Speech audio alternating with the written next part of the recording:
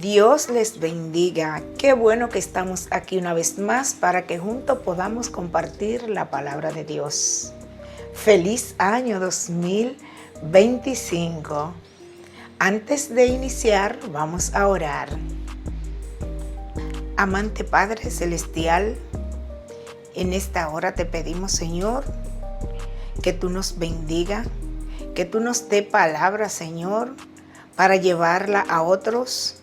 También te pedimos, mi buen Dios, que muchas personas se puedan conectar para que aprendan de ti, de lo que dice tu palabra.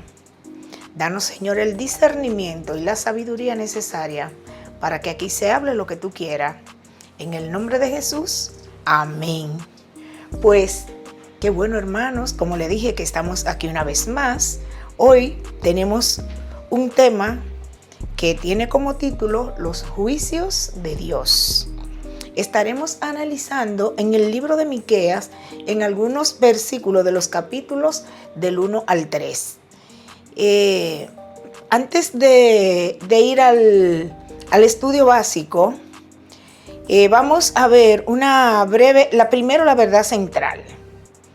La verdad central del estudio de hoy nos trae que Dios condena las injusticias sociales. Vamos a ver una breve panorámica de Miqueas y de lo que él hablaba. Y para eso vamos a leer en Jeremías capítulo 26, versículo 18.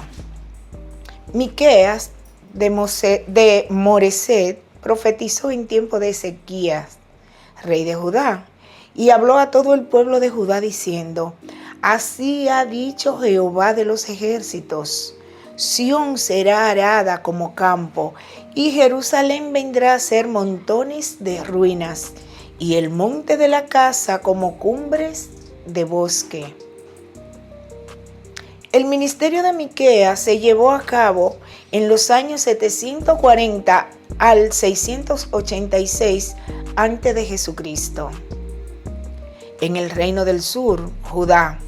Pero muchos de los elementos de la profecía de Miqueas fueron dirigidos a Samaria, en el reino del norte. El mensaje de Miqueas en los días de Jotán, Acaz y Ezequías era porque en Judá había una desigualdad, comercialización y descentralización de poder en una sola clase social. Miqueas habló enérgicamente contra esos abusos de los que tenían poder y autoridad. Miqueas pudo darse cuenta de que la reforma verdadera que Dios demanda incluía justicia como resultado de un amor sincero hacia Dios y a las personas. También señala la relación estrecha que existe entre el pecado y el juicio. Por insistir en pecar, los líderes de Israel causaron la destrucción de Judá. En este estudio vamos a resaltar 4 puntos. El primero que resaltaremos es el castigo de Samaria y Jerusalén. Para eso vamos a leer en Miqueas capítulo 1, versículos del 6 al 9. La palabra ya es bendita y la leemos en el nombre del Padre, del Hijo y del Espíritu Santo. Haré pues de Samaria montones de ruinas y tierra para plantar viñas, y derramaré sus piedras por el valle, y descubriré sus cimientos, y todas sus estatuas serán despedazadas, y todos sus dones serán quemados en fuego, y asolaré todos sus ídolos, porque de dones de rameras los juntó, y a dones de rameras volverán. Por esto lamentaré y aullaré, y andaré despojado y desnudo. Haré aullido como de chacales, y lamento como de avestruces, porque su llaga es dolorosa, y llegó hasta Judá, llegó hasta la puerta de mi pueblo, hasta Jerusalén. Amén. La acción del pueblo de Dios fue una rebelión intencional. Jehová habla diciendo que convertirá pues a Samaria en un montón de ruinas. Miqueas acusó a Israel de recibir obsequios de prostitutas. La abundancia de Israel había acumulado, se le atribuían equivocadamente a la adoración a Baal en culto a la fertilidad. Los ídolos les causaron la destrucción. Miqueas lamenta el destino de Samaria. Compara a sus habitantes con las bestias del desierto. Él entendía que el reino del norte y el reino del sur formaban el pueblo de Dios. El segundo punto que vemos es el pecado y castigo de los gobernantes. Y leemos en Miqueas 2, versículo del 1 al 5. Ay de los que en sus camas piensan iniquidad y maquinan el mal. Cuando llega la mañana lo ejecutan, porque tienen en su mano el poder. Codician las heredades y las roban, y casas y las toman. Oprimen al hombre y a su casa, al hombre y a su heredad. Por tanto, así ha dicho Jehová: he aquí, yo pienso contra esta familia un mal, del cual no sacaréis vuestros cuellos, ni andaréis erguidos, porque el tiempo será malo. En aquel tiempo levantarán sobre vosotros refrán, y se harán endecha de lamentación, diciendo: del todo fuimos destruidos. Él ha cambiado la porción de mi pueblo. Como nos quitó nuestros campos, los dio y los repartió a otros. Por tanto, no habrá quien a suerte reparta heredades en la congregación de Jehová. Amén. Miqueas se dirigió en esos momentos a los oficiales administrativos y militares. Comienza su discurso con la interjección «ay». Esto es un lamento por los muertos, porque los líderes iban caminando hacia la muerte. Ellos conducían a un camino de muerte por todo el pecado y los atropellos que hacían. Este camino comienza con codiciar, planear iniquidad y tramar el mal. Su función es defender el pueblo contra los asirios, y sin embargo, solo veían las fincas y las haciendas que codiciaban para sí. Obligaban a los jefes de familia a dejar su hogar para servir al ejército o en alguna labor pública en Jerusalén y en algunas de sus fortalezas, echando de las casas a las mujeres y a los niños. Los líderes formaban un grupo caracterizado por sus pecados. Dios piensa en un desastre sobre ellos. El castigo sería proporcional al crimen cometido. El tercer punto que vamos a analizar es sobre la esperanza de un remanente, porque a pesar de haber cometido el pueblo todo ese pecado, esos líderes atropellaban a los más indefensos, Dios siempre tiene una esperanza para su pueblo. Y aquí en el tercer punto vamos a ver esa esperanza de un remanente.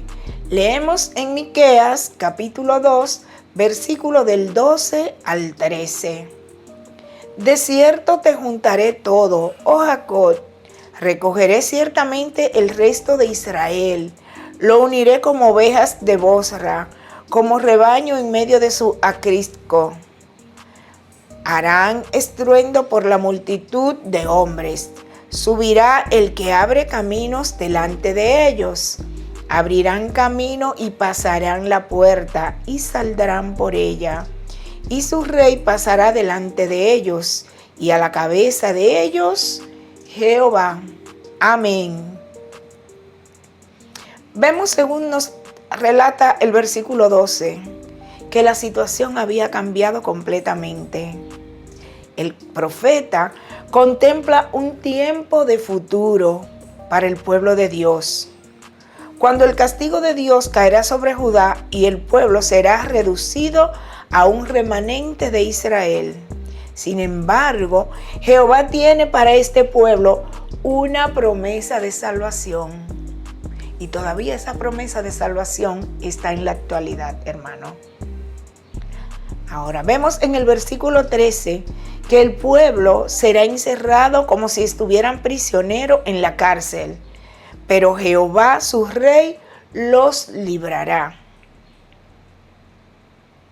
Cuando estés agobiado, cuando tengas situaciones, cuando te sientas que estás encerrado, que no puedes salir, dice la palabra que el Señor te libera.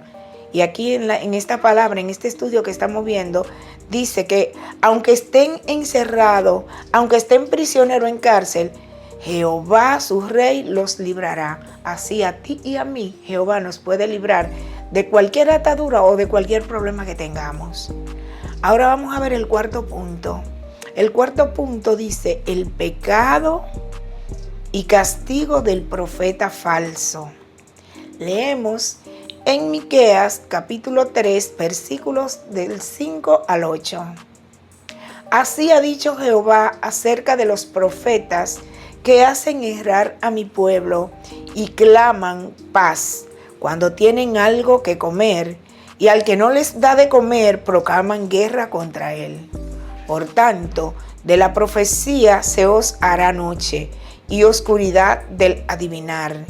Y sobre los profetas se pondrán el sol, y el día se entenebrecerá sobre ellos, y serán avergonzados los profetas, y se confundirán los adivinos, y ellos todos cerrarán sus labios, porque no hay respuesta de Dios. Mas yo estoy lleno del poder del Espíritu de Jehová, y de juicio y de fuerza, para denunciar a Jacob su rebelión y a Israel su pecado. Amén. Vemos cómo Miqueas proclama un discurso contra los profetas falsos. En la palabra dice en Mateo que en los últimos días verán falso profeta. Y desde la antigüedad vemos cómo Miqueas en su discurso habla de esos profetas falsos. Señala que Dios está hablando mediante su profeta. En el versículo 5 se puede entender que si los profetas reciben algo para comer, dan un mensaje de bienestar. Pero si no reciben nada, proclaman un mensaje de desastre contra los que no les pagaron. Entonces, esos son profetas falsos. No vienen de Dios. Para ser profeta es necesario tener una visión clara del plan de Dios. Los que abusaron de sus dones proféticos iban a perderlo. Miqueas revela lo que distingue al profeta falso de un profeta verdadero. El falso predica cuando su boca se sacia de comida. En cambio, Miqueas predicaba cuando Dios lo llenaba con poder, juicio y valor. Aquí tenemos unas pautas para aplicarla en el estudio de hoy, que tú y yo podemos reflexionar en ella y poder ponerla en práctica. La primera pauta es que debemos vivir en infidelidad, avaricia e injusticia es traicionar a Dios, quien quiere darnos libertad, paz y una herencia con Él. A buscar lo suyo, el profeta rechaza a Dios como dueño de su vida. La segunda reflexión que podemos ponerla en práctica o enseñanza es que el hombre de Dios se identifica con los oprimidos y los humildes. Al ministrar, no podemos ayudar solamente a los que nos pueden recompensar. Dios te manda un ministerio para los pequeños, para los humildes. Y la tercera enseñanza: Dios concede poder espiritual, juicio y valor al creyente que le sirve. Ahora, hermano, a modo de reflexión, ¿le estamos siendo fiel a Dios? ¿Hemos quitado de nosotros la avaricia, la injusticia? ¿Nos identificamos con los oprimidos y los humildes? ¿Estamos llevando las buenas nuevas a otro? ¿Eres un creyente que le está sirviendo a Dios? A ti que me estás escuchando y me estás viendo, si aún tú no eres creyente, por este medio te motivo a que creas en Jesucristo, que creas en tu corazón que Él es el Hijo de Dios, que le confiese como tu único y verdadero Salvador. Si lo haces, vendrá que tendrá una gran recompensa. Esa recompensa es la salvación eterna. Si lo haces, los juicios de Dios no caerán sobre ti, sino que su gracia, su misericordia y su bondad te alcanzarán. Hemos concluido, hermanos, por hoy nuestro estudio, no sin antes orar para despedirnos. Te invito a que oremos. Señor Jesús, te damos gracias. Gracias, Padre, porque tú has permitido que tu palabra se estudie y se lleve. Ahora, Señor, te pedimos que nos ayude a ponerla en práctica. Ayuda a cada persona que ha escuchado tu palabra y a mí misma, porque tu palabra es una espada de doble filo. Ayúdanos, Señor, a ponerla por obra para poder dar ejemplo a otros y que otros puedan multiplicarla. Bendice a cada persona que se ha conectado. Bendice también a los que no han podido y permite que para una próxima puedan conectarse para aprender de ti. Gracias por este tiempo y por este momento, Señor. Gracias por tu bondad. Gracias por tu gracia. En el nombre de Jesús, amén. Bueno, hermano, hemos concluido. Será hasta una próxima entrega. Estuvo con ustedes Normi Sánchez. Bye.